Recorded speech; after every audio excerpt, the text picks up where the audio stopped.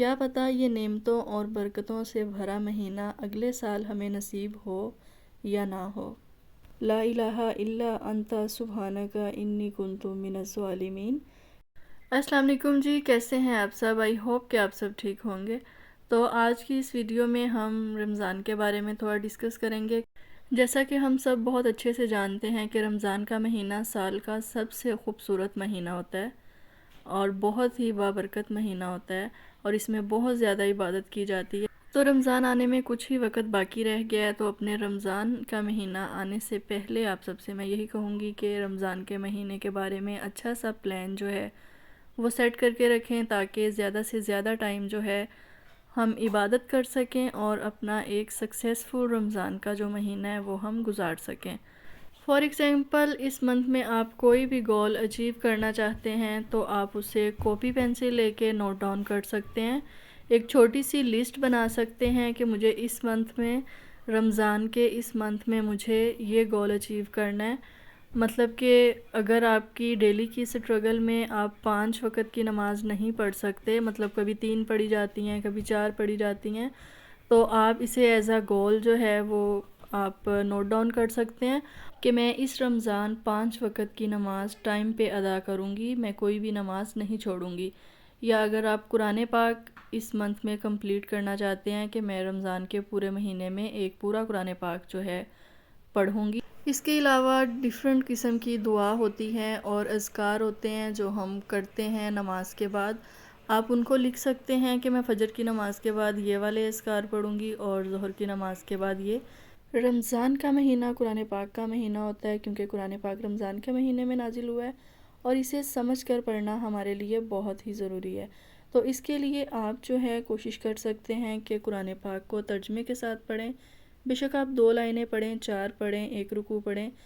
اگر آپ قرآن پاک کو سمجھ کر پڑھنے کا شوق رکھتے ہیں تو آپ رمضان آنے سے پہلے ترجمے والا قرآن پاک خرید کر رکھ سکتے ہیں۔ اس کے علاوہ اگر آپ رمضان کے مہینے میں ہی زکوٰۃ ادا کرتے ہیں تو آپ اس کی کیلکولیشن کر کے رکھ سکتے ہیں کہ آپ کو کتنی زکوٰۃ ادا کرنی ہے اور کس کس کو آپ نے کتنی زکوٰۃ دینی ہے۔ آپ اس کے لیے ایک لسٹ بنا کے رکھ سکتے ہیں۔ اس کے علاوہ جی، اگر آپ اسٹوڈنٹ ہیں تو آپ کو پاکٹ منی ملتی ہوگی، تو آپ اپنی پاکٹ منی میں سے سیونگ کر سکتے ہیں تاکہ آپ اپنے ہاتھ سے کچھ نہ کچھ صدقہ دے سکیں۔ تو یقین کریں آپ کو اس کا بہت زیادہ ثواب ملے گا، اور آپ سب یہ جانتے ہیں کہ رمضان کے مہینے میں ہم جو بھی نیک کام کرتے ہیں اس کا ثواب ہمیں 2 گنا زیادہ ملتا ہے۔ رمضان کے آخری عشرے میں ہماری مصروفیات بہت زیادہ بڑھ جاتی ہیں، کیونکہ ان دنوں عبادت کی راتیں بھی ہوتی ہیں اور ساتھ ہمیں عید کی تیاری بھی کرنی ہوتی ہے۔ تو اگر آپ چاہیں تو آپ عید کی تیاری رمضان سے پہلے ہی کر کے، تاکہ ہم مارکیٹ جا کر اپنا ٹائم ویسٹ نہ کریں اور زیادہ سے زیادہ ٹائم ہم اپنا عبادت میں گزار سکیں۔ کہ گھر میں اگر بچے ہیں 8 سے 10 سال کے، تو آپ ان کو ایک چھوٹی سی ڈائری کے اوپر لکھ کے دے سکتے ہیں، جیسا کہ سبحان اللہ، اللہ اکبر، استغفر اللہ، لا الہ الا اللہ، لا الہ الا انت سبحانک انی کنت من الظالمین۔ یہ اذکار آپ ڈائری کے اوپر بچوں کو لکھ کے دے سکتے ہیں کہ بیٹا یہ آپ نے فجر کی نماز کے بعد پڑھنے ہیں، یہ آپ نے ظہر کے بعد پڑھنے ہیں، اور اسی طرح 5 نمازوں کا آپ لکھ کے بچوں کو دے سکتے ہیں۔ اس طرح بچے بہت ہی شوق سے پڑھ لیتے ہیں۔